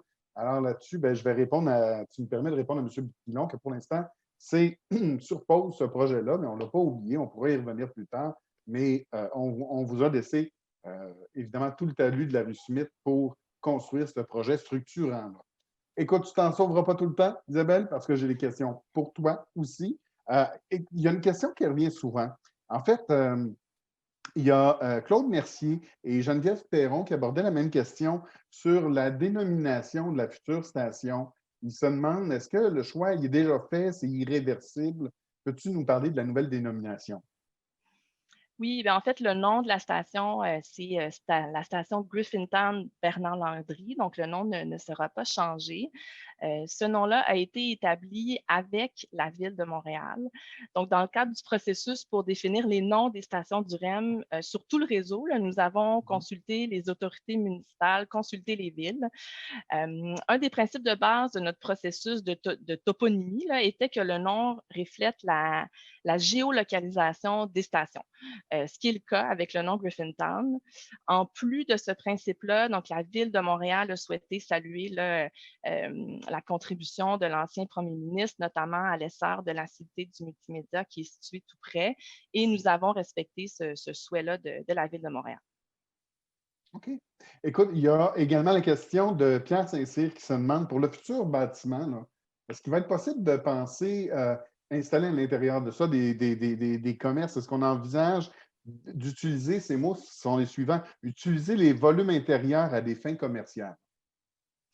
Oui, en fait, ce n'est pas prévu pour l'instant. C'est effectivement une structure là, qui est centrale dans la communauté et qui a un grand potentiel de valorisation. Dans une phase ultérieure, là, on souhaite évaluer de concert avec tous les partenaires du secteur là, de quelle façon est-ce que cette structure-là peut être davantage mise en valeur. Mais pour l'instant, ce n'est pas prévu. OK. On a également Lilan Castera qui pose deux questions. Bon, la première, il se demande, lui, comme citoyen, comment il peut faire pour vous faciliter le travail, pour faire en sorte que vos travaux se déroulent le plus vite possible? Oui, merci beaucoup de votre intérêt. Donc, on souhaite aussi, bien sûr, s'assurer que la station soit bien livrée d'ici la mise en service prévue à la fin 2023. Notamment là, pour la station Griffintown Bernard Landry, nous avons demandé au consortium Nouvelle Air, donc qui est responsable des travaux de construction du REM, là, d'effectuer des travaux préalables pour s'assurer que la station soit livrée le plus rapidement possible. Donc, par exemple, de déplacer des infrastructures ou de faire des travaux préparatoires là, pour les fondations de la station. Mais la station elle vient tout juste d'être annoncée. Là, on est vraiment à l'étape de la conception de l'ingénierie de ce côté-là. Et comme citoyen, un geste concret qu'on peut poser? Qu'on continue de nous suivre sur les réseaux sociaux, de faire connaître votre intérêt et de poser vos questions aux rencontres. Là, mais nos équipes sont bien prêtes aussi à faire en sorte que les travaux soient effectués le plus rapidement possible. J'entends les autres donneurs d'ouvrage à la Ville de Montréal qui me disent à l'oreille la même chose. Tenez-vous informés, communiquez avec nous. Maintenant, ce lien de communication-là, comme il y a à peu près 250 personnes qui le font ce soir. Une autre question, toujours de M. Lilan Castera, ce sera la dernière pour l'instant. Il se demande, lui, il observe que la nouvelle station du REM est située plus ou moins près de la gare centrale et il trouve qu'elle est loin du cœur de Griffintown. Il se demande, est-ce que c'était vraiment l'endroit idéal? Qu'est-ce qu'on pourrait lui répondre? Oui, en fait, la localisation de la station a été établie avec la Ville de Montréal. Donc, la prérogative, la vision d'aménagement, elle est du côté de la Ville de Montréal. Maintenant aussi, pour établir une station du REM, il y a quand même des considérations techniques aussi. Notamment, il faut avoir des voies qui soient droites sur une certaine longueur. Donc, ça a également dicté la localisation de la station. Merci beaucoup pour toutes ces réponses-là. Alors, Isabelle, restez pas trop loin. On aura peut-être d'autres questions dans les prochaines minutes. 19h45, on a pris un peu de retard. On va essayer de prendre les questions, comme dirait quelqu'un d'autre, en rafale le plus vite possible. Je vais demander aux intervenants d'être courts, mais en même temps, il y a des gens qui sont à l'écoute, qui sont des joueurs importants dans le grand projet Griffintown Peel. j'aimerais vous les présenter. Ils auront peut-être à répondre à des questions en direct, mais de toute façon, vous voulez rencontrer ces gens-là. C'est des gens, d'autres experts techniques qu'on a réunis qui sont là ce soir pour vous entendre, surtout vous lire. Et je vous les présente tout de suite. D'abord, M. Claude Dubois, lui, M. Dubois, d'abord, je vous salue, bonjour. Je vous fais apparaître tout de suite la magie de Pascal en régie. M. Dubois, vous êtes directeur des travaux publics pour l'arrondissement du Sud-Ouest. Oui. OK, excellent. Fait que restez avec nous. J'aurai peut-être des questions tantôt. Vous êtes accompagné d'Annie Lambert. Annie, vous êtes chef de division mobilité, entre autres. Là. Fait que dans le Sud-Ouest, la planification des déplacements, c'est votre quotidien, n'est-ce pas? Oui, absolument. Okay, merci d'être là. On aura peut-être des questions sur le stationnement. Marie-Michel Paul. Marie-Michel Paul, vous êtes adjointe aux relations avec les citoyens au REM. Donc, vous travaillez avec Isabelle Lachance qu'on a vu tantôt. Madame Paul? Oui, bonsoir. Bonsoir. Je vais vous présenter Manon Robin, conseillère aussi en relation avec la communauté, mais pour l'organisme Nouvelle Ère. Oui, bonsoir. Bonsoir à tous. Oui, bonsoir, Mme Robin. Merci d'être là. Serge Boileau, M. Boileau, président de la CSEM, Commission du service électrique de Montréal. Oui, bonsoir. Bonsoir. Merci d'être là, présent pour cette soirée-là. Puis vous êtes accompagné de chez vous de Marc-André Baillargeon, qui est directeur, je pense, au niveau de la conception pour le même organisme. Bonsoir tout le monde. Bonsoir. On y va avec les questions qu'on a reçues. Je vais prendre quelques minutes pour ça, si j'ai rien manqué dans mon plan de match. Alors, quelques minutes pour prendre les questions reçues en direct. On en a reçu une trentaine, on n'aura pas le temps de toutes, peut-être même une quarantaine, je vous dirais. On n'a pas le temps de toutes les regarder, mais on irait avec d'abord le bassin William. Peut-être que je vais demander à Angélie.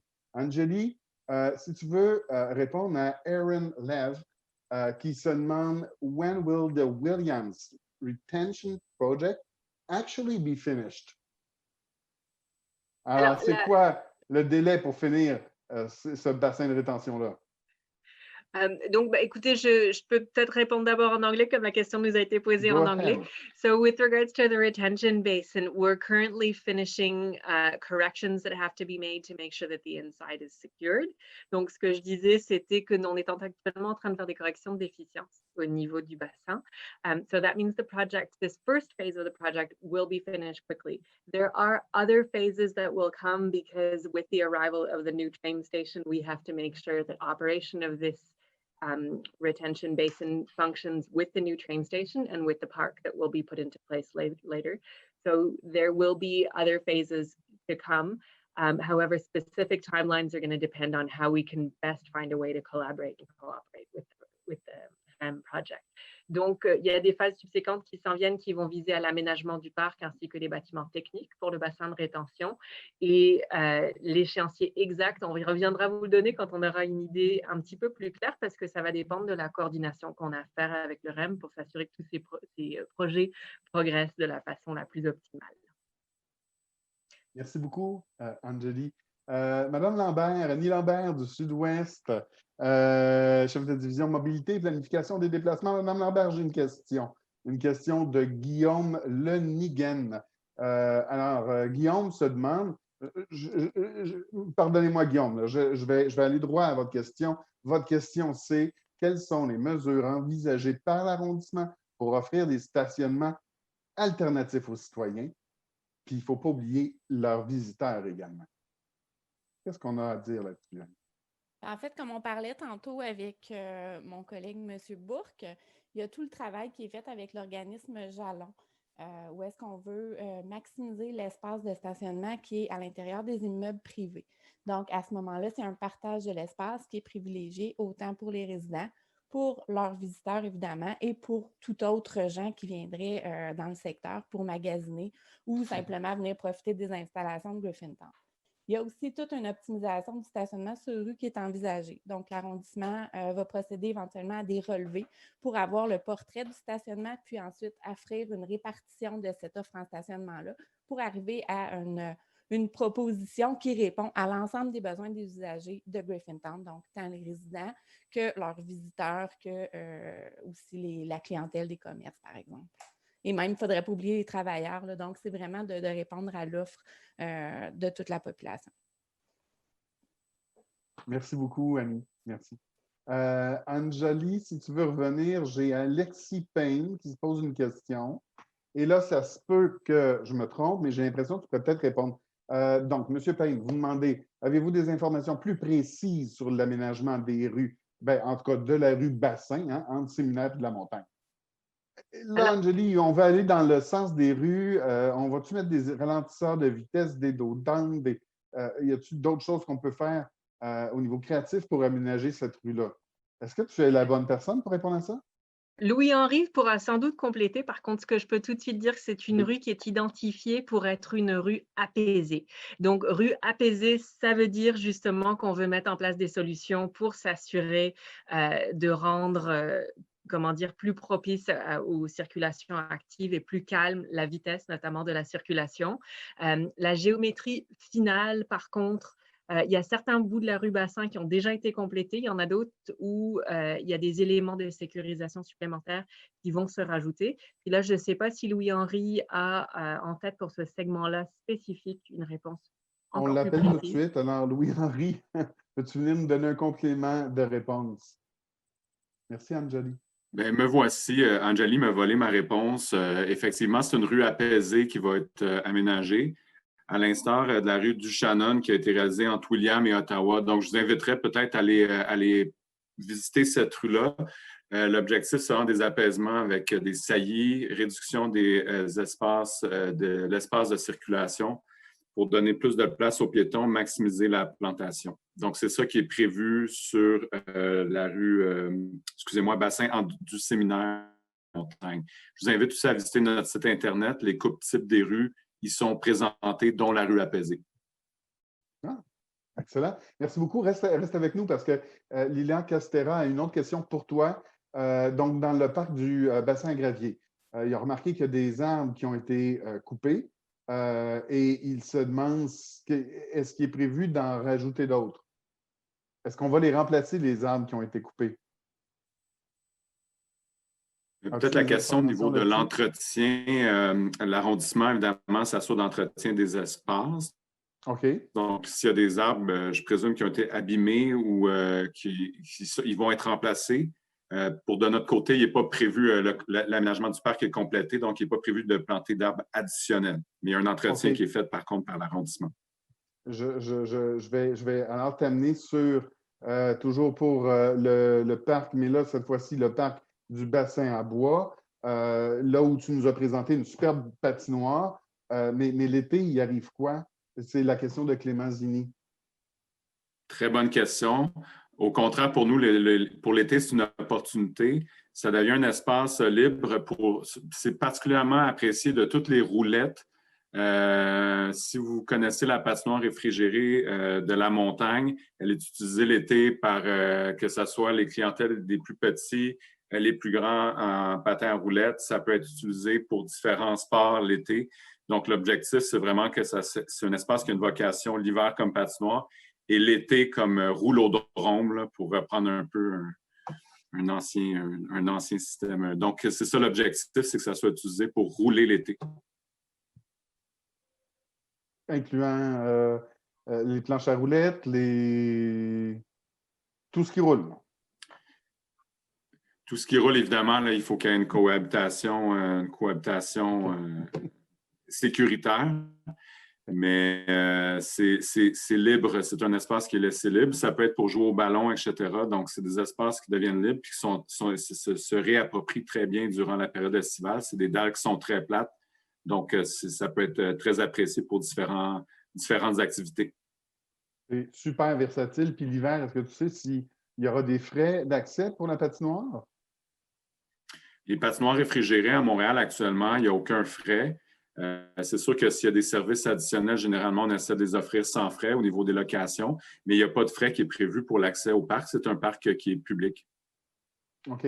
On est ensemble. Je ne veux pas t'amener sur la glace. Si c'est le cas, tu me dis que c'est à quelqu'un d'autre, mais si on parle de circulation, là, Beaucoup. J'ai reçu plusieurs questions sur les déplacements de véhicules lourds. Donc, des poids lourds qui se déplacent actuellement sur de la montagne ou puis plusieurs disent sur Peel notamment. Est-ce qu'après tout le réaménagement, on va repermettre la circulation des véhicules lourds comme c'était avant? Est-ce quelque chose qui est prévu ou tu veux que j'investigue du côté d'Angeli? Ça va être à mon tour de voler une réponse à ma collègue. C'est ça, je lui vole sa réponse cette fois-ci. C'est évident que la transformation qu'on fait de Griffintown d'un quartier industriel vers un milieu de vie va demander une révision du plan de camionnage. Puis c'est ça qu'on va répondre, c'est que là, aussi, il y a beaucoup de camionnage qui est généré par les chantiers. Une fois que les chantiers vont être terminés dans Griffintown, c'est sûr qu'il va falloir revoir le plan de camionnage à la lumière des aménagements qui ont été faits. Et toutes les rues vont être remises dans la réflexion sur le camionnage de transit dans Griffintown. Évidemment, il faudra maintenir la livraison, mais il faudra qu'on ait une réflexion puis revoir le plan de camionnage global de Griffintown. Ça fait partie des éléments à faire. OK. J'entends. C'est sécurité. Et ça, c'est pour tous les moyens de se déplacer. Super. Merci beaucoup, Louis-Henri Bourque. Monsieur Claude Dubois. Monsieur Dubois, je prends une chance, là. Monsieur Dubois, si on n'a pas la réponse, c'est pas grave parce que les participants, ceux qui sont avec nous, ils vont recevoir les questions-réponses par la suite par courriel. Alors, si on ne répond pas à toutes les questions, on ne peut pas. Mais est-ce que vous savez, vous, des travaux d'horticulture qui auraient pu se faire au parc Bassin à Gravier? Est-ce que ça vous dit quelque chose? Soyez plus précis dans la question. Là, c'est M. Castera. J'ai sa question. Il dit, dans le parc du Bassin à Gravier, des arbres ont été arrachés, coupés par la ville. Il y a quelques jours seulement. Alors, pourquoi? Puis est-ce qu'il y a intention de la part de l'arrondissement de les replanter? Non, ça se veut un parc naturel, mais il y a une espèce qui a été plantée, qui est un type de saule, là, le nom scientifique, je ne l'ai pas, là, mais c'est une espèce qui est envahissante. Ça fait que sur une base régulière, on va le couper, puis il revient, là, il repousse là, quasi l'année suivante. Je pense que c'est à faire presque à chaque année. Là. Okay. Alors, c'est de l'entretien. Okay. Mais c'est lié aussi à l'espèce qui est envahissante, qui surprime. Là, merci d'apporter cet éclairage-là, parce que quand on n'a pas votre expertise, on voit les arbres qui sont coupés, puis en même temps, on se fait dire la ville veut augmenter jusqu'à 25 sa canopée. Hein, le verdissement, c'est important pour l'administration municipale. Fait que merci d'apporter cet éclairage-là. La réponse est tout à fait logique et pertinente. Merci beaucoup. Angeli, on va reparler de trottoirs en asphalte parce que j'ai une question d'Emali. Angeli, on se demande pourquoi les trottoirs de la rue William à l'ouest de la rue Guy sont en asphalte et non en béton. On y a répondu, mais je pense que ça vaut à peine de revenir là-dessus. Absolument. Alors, je cède la parole. Oui, et puis c'est peut-être pour les gens qui ont l'habitude de marcher sur la rue William, vous avez peut-être remarqué qu'il y a certains bouts où on a encore gardé certains morceaux en béton, puis certains bouts où on a vraiment tout reconstruit en asphalte. C'est, comme je le mentionnais plus tôt, dans un premier temps, ce qu'on veut surtout, c'est de s'assurer que lorsque tous les nouveaux développements vont arriver, que les branchements puissent se faire sans démolir quelque chose qui vient d'être construit. Ça marche aussi dans l'autre sens. Donc, à certains endroits, vous avez vu qu'il y a du béton qui est resté en place. Là, c'est parce qu'on a pu s'organiser pour faire les travaux sans démolir tout ce qui avait été fait précédemment, avec l'idée que quand on reviendra faire l'aménagement final, à ce moment-là, on va venir vous faire quelque chose de bonne qualité et vraiment qui suive donc ce que vous avez pu voir sur les autres rues dans Griffintown. Donc, selon, encore une fois, ce qui est disponible en termes de description sur le site Griffintown, si vous voulez plus d'informations, à savoir est-ce que ça sera plus du béton, pavé de béton, etc. Mais la rue William, sachant qu'il y a des développements qui s'en viennent, notre préoccupation, c'était vraiment de nous assurer que tout de suite, vous bénéficiez des niveaux de sécurité accrus aux intersections et sur les trottoirs, puis tout de suite aussi pour les piétons, les cyclistes qui sont de plus en plus nombreux, qu'eux aussi puissent bénéficier de trottoirs agrandis. Donc, on a préféré faire ces aménagements-là de façon temporaire, bien sûr avec l'idée que dans quelques années, quand les bâtiments auront eu le temps de s'installer, quand on aura eu le temps de mettre en place les entrées de service, les branchements électriques, les branchements au gaz, etc., qu'à ce moment-là, on viendra faire quelque chose de belle qualité, intégrant des arbres et puis intégrant vraiment des aménagements finaux. J'espère que ça répond. Bien, ça répond, je pense, entièrement, mais il y a Martin Charles qui se pose sensiblement la même question, je dirais, pour la rue Murray. Il parle d'aménagement temporaire, trottoir en asphalte, qui est loin de la qualité peut-être des autres aménagements.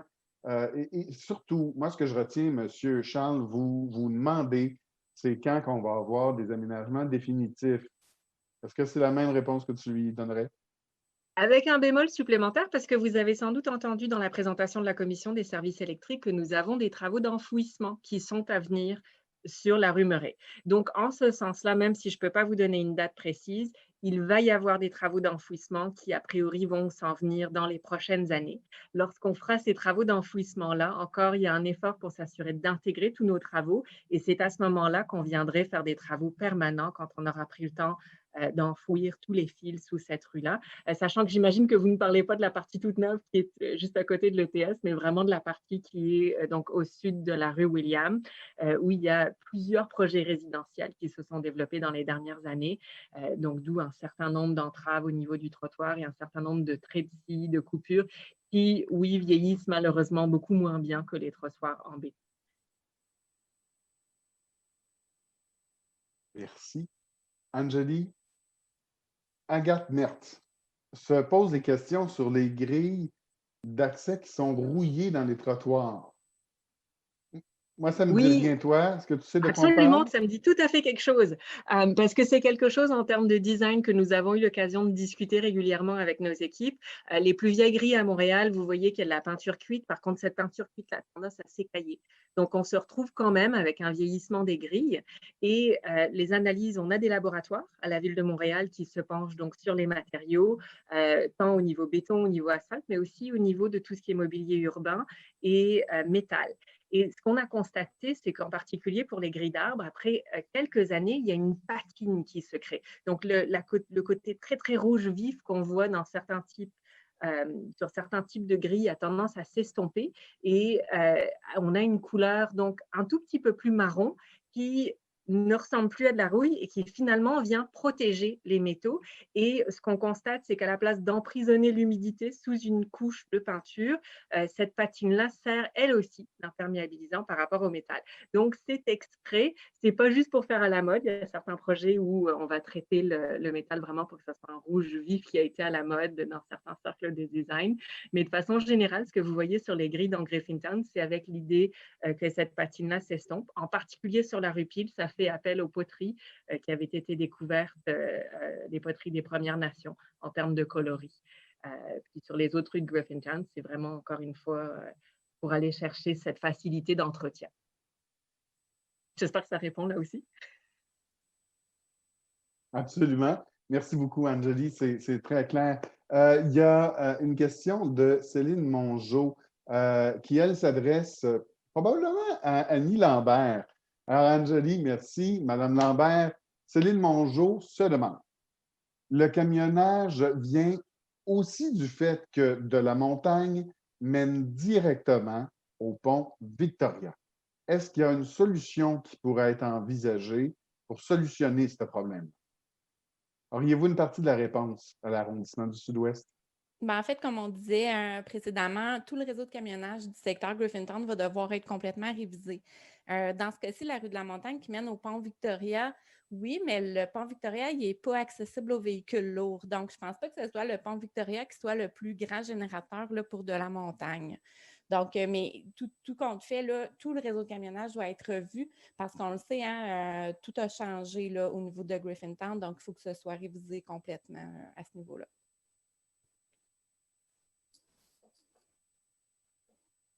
Merci beaucoup, Annie. Donc, c'est clair, merci. Mon silence tenait plutôt au fait que je cherchais le bouton pour retrouver le micro. Merci infiniment d'avoir pris le temps de répondre à cette question-là. Monsieur Lonigan, Guillaume de son prénom, a une question pour, je pense, Louis-Henri Bourque. Écoute, Louis-Henri, viens me rejoindre. On va regarder la question, puis tu pourras peut-être répondre pour quelqu'un d'autre ou me suggérer un autre intervenant. Monsieur Lonigan, bon, il nous parle du parc des eaux cachées. Il relate le fait qu'à une certaine époque, on croyait utiliser le sous-sol de cet espace-là pour faire un ouvrage de rétention. Mais bon, là, il n'y aura pas d'ouvrage de rétention là. Alors, est-ce qu'on pourrait reprendre une consultation publique qui avait cours à l'époque et il voulait aménager un sous-sol dans ce parc-là, mais là, il ne me dit pas trop le sous-sol, il servait à quoi? Alors, Louis-Henri, qu'en est-il? Premièrement, je vais peut-être mettre les pendules à l'heure. Le service de l'eau étudie encore la localisation d'ouvrages de rétention. Ah, bon. Il y a des possibilités, effectivement, on tente souvent de sauver des coûts, d'essayer de réduire les impacts pour les citoyens. On a évalué l'élargissement d'une conduite existante. Les études de faisabilité se poursuivent, les analyses de faisabilité se poursuivent. Il se pourrait très bien qu'on revienne avec un bassin de rétention dans l'îlot Saint-Thomas, dans un premier temps. Donc ça reste, les analyses se poursuivent au service de l'eau. Évidemment, ces infrastructures-là, on se rappelle, c'est pour permettre de desservir notamment le secteur. Deuxièmement, au niveau de l'utilisation des souterrains, il faut comprendre que c'est des coûts, les excavations en souterrain. La Ville n'est pas dans ces réflexions-là, juste au niveau des coûts. Puis comme je le mentionnais, aussi au niveau du stationnement, on est plus sur une stratégie de mutualisation des stationnements existants. Cela dit, nos parcs, comme on a l'habitude de le faire, on va poursuivre notre travail avec les citoyens. Donc, il y aura d'autres consultations sur l'aménagement de ces parcs-là. Évidemment, on sera ouvert à toute suggestion. Il faut par contre que ça réponde à la capacité financière du projet. Bien, merci infiniment. Je vais prendre 3 dernières questions parce qu'on a déjà dépassé de 7 minutes à mon chronomètre, le temps qui nous était imparti. Mais 3 questions rapidement. Anjali, question sur la rue d'Ottawa, à l'est de la rue Peel. Est-ce qu'on compte travailler de ce côté-là? Est-ce qu'on peut répondre à Marlène Laverde qui se pose la question? Donc oui, je peux vous confirmer qu'il y aura bel et bien des travaux sur la rue Ottawa. Là, encore une fois, on ne veut pas intervenir sur la rue Ottawa tant qu'il y a des travaux sur la rue William, vous le comprendrez, pour toutes sortes de raisons de circulation, d'une part. Et d'autre part, tant qu'il y a des travaux qui sont effectués aussi par le REM, parce que là aussi, encore une fois, on veut s'assurer que tout ce secteur-là puisse continuer à être accessible par les résidents, en plus des services d'urgence, etc. Puis pour les livraisons aussi des commerces dans ce secteur-là, les visiteurs, etc. Donc oui, il y aura des travaux. La date exacte va dépendre de la coordination qu'on aura avec les autres chantiers limitrophes. Merci beaucoup. Écoute, il y a Marc Miller qui se pose la question, puis plusieurs ont peut-être fait le même constat. Dernièrement, il remarque de plus en plus de bruit à partir de 6h30 le matin. Donc, on se demande, est-ce qu'il y a déjà de la surveillance de la ville par rapport à ce bruit-là?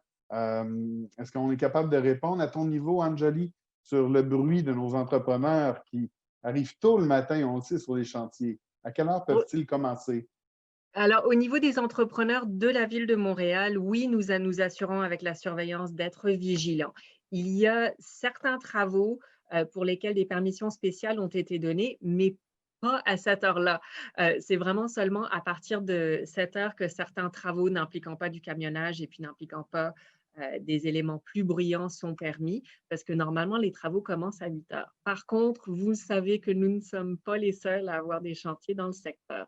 Et donc, en ce sens-là, ce qu'on constate, c'est qu'il y a malheureusement beaucoup de chantiers pour lesquels il y a déjà des va-et-vient dans le secteur avant même l'heure. Puis en ce sens-là, il y a l'escouade mobilité de la Ville de Montréal qui est très active et il y a aussi des agents de l'arrondissement qui font de leur mieux pour s'assurer que toutes les conditions, pas juste pour les chantiers de la Ville, mais vraiment pour tous les chantiers soient respectés.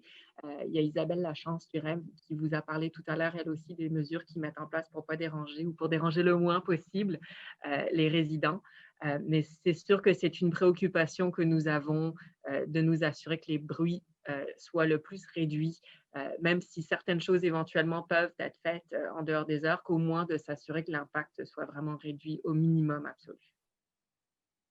Tu as raison, même si ce n'est pas leur mandat, l'escouade de mobilité est présente dans le sud-ouest, dans Griffintown. Il y a un patrouilleur à temps plein qui est là pour surveiller les entrepreneurs parce que M. Ouellette le disait dès le départ, 25 % c'est des chantiers comme les nôtres, mais 75 % c'est d'autres chantiers qui relèvent souvent du privé. Et Anjali, je te remercie. Je veux remercier tous les panélistes ce soir, que ce soit Anjali, Monsieur Bourque, l'ensemble des panélistes. Je ne voudrais pas oublier Marie-Claude Morin qui nous a parlé, elle, de l'archéologie, Isabelle Lachance du côté du REM, Gilles Godet du côté de la Commission des services électriques. Je pense que ça a été dynamique. On a répondu à un maximum de questions. Mais avant de vous quitter, puis je veux revenir parce qu'il y a une question, moi, que je retiens du public, c'est comment on peut faire pour donner un coup de pouce aux divers donneurs d'ouvrages. Quel geste je peux, moi, poser comme citoyen pour que ça aille plus vite, cette affaire-là? D'être là ce soir, c'en est un, de consulter les sites Internet. Et je vais vous en donner des ressources.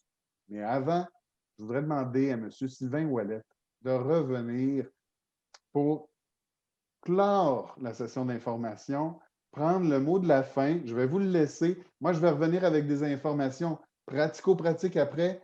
Mais d'ici là, je voudrais vous entendre, M. Ouellette. Je rappelle que vous êtes vice-président du comité exécutif responsable de l'eau, des infrastructures et de la Commission des services électriques. C'est à vous l'honneur du mot de la fin. Merci beaucoup, M. Sabourin. Donc, écoutez, je remercie évidemment les citoyens d'être restés jusqu'à la fin. Là. Toutes les questions étaient vraiment pertinentes. Je remercie, moi également, l'ensemble des intervenants ce soir pour avoir répondu là, à toutes les questions. Puis, s'il y en a d'autres qui s'en viennent, n'hésitez pas. Là, je ne veux pas vous couper, M. Sabourin, mais vous allez dire les différentes façons de contacter. Vous avez aussi là, des conseillers aussi locaux. En fait, votre administration locale au sud-ouest, donc M. Doré, mais aussi là, vos conseillers locaux qui sont très actifs aussi, qui essaient beaucoup de vous informer, qui essaient aussi beaucoup de régler des situations au quotidien avec aussi l'équipe de fonctionnaires en arrondissement, l'escouade de mobilité, etc. Vous savez, hein, ce n'est pas la première fois qu'on fait ce genre de soirée. C'est sûr que là, c'est en virtuel à cause de la COVID, mais étant donné qu'on a encore, là, on en a encore pour plusieurs années de chantier à différents endroits dans Griffintown. Évidemment, ce genre de soirée va se reprendre, notamment au printemps prochain, pour présenter un peu ce qui s'en vient en 2021. Donc, voilà, écoutez, merci beaucoup. Et moi, de mon côté, je vous souhaite une bonne soirée et je vous laisse avec M. Sabourin pour les détails, pour comment continuer à nous rejoindre. Merci. Vous avez pu votre teaser pour mercredi au comité exécutif, là? Je peux leur dire, là. Donc, 8h30, comité exécutif, c'est en web diffusion. Je pense que les citoyens vont apprécier l'effort qui a été fait dans le Griffintown. Puis moi, je vais vous redonner l'adresse montréal.ca, notre site Internet, puis après ça, mercredi matin. C'est facile de trouver les élus du comité exécutif. Et avant que vous quittiez, merci beaucoup, M. Ouellette. Avant que vous quittiez, je vais vous rappeler les points de rencontre où vous pouvez soumettre des questions, obtenir de l'information. Donc, c'est facile. Restez informés soit en participant au comité de bon voisinage. C'est des rencontres à tous les mois qui vous permettent de rencontrer les gestionnaires des chantiers. Plus concrètement, je vous dirais que vous êtes nombreux à utiliser le service du 311. Donc, c'est un service qui vous permet d'obtenir de l'information, de poser vos questions. Vous avez également le service avis et alerte. À ce moment-là, à partir de votre téléphone, vous allez être avisé quand il y a un nouveau chantier ou un événement qui se passe à proximité de chez vous. Évidemment, la Ville de Montréal, on met beaucoup d'efforts sur les communications pour vous expliquer tout au long de nos démarches quels sont les grands jalons du chantier. Ça se fait avec, dans les outils de communication qu'on appelle les avis alertes. Alors, c'est beaucoup de communication. Vous la recevez par votre boîte postale. Des sites Internet à retenir ce soir, ville.montréal.qc.ca/Griffintown. Vous allez retrouver la présentation, celle qu'on a faite au mois de mai, et une foule d'autres informations va être rassemblée sur ce site-là. Pour le projet PEEL, ville.montréal.qc.ca/PEEL, P-E-E-L. Alors là, c'est pour le projet PEEL. Et si vous avez des questions plus pointues, vous nous écrivez à griffintown@ville.montréal.qc.ca. Alors, au nom de l'ensemble de nos panélistes, au nom des différents donneurs d'ouvrages pour le projet PEEL Griffintown, au nom de la Commission des services électriques, moi, Philippe Sabourin, comme animateur, je vous remercie d'avoir pris le temps de nous accueillir, d'avoir pris le temps de nous poser les questions. N'oubliez pas que, suivant la rencontre, vous allez recevoir un courriel et on a reçu beaucoup de questions. On a eu trop peu de temps, mais là, chacune des questions est importante et elle sera répondue par courriel. Sur ce, je vous souhaite une bonne fin de soirée.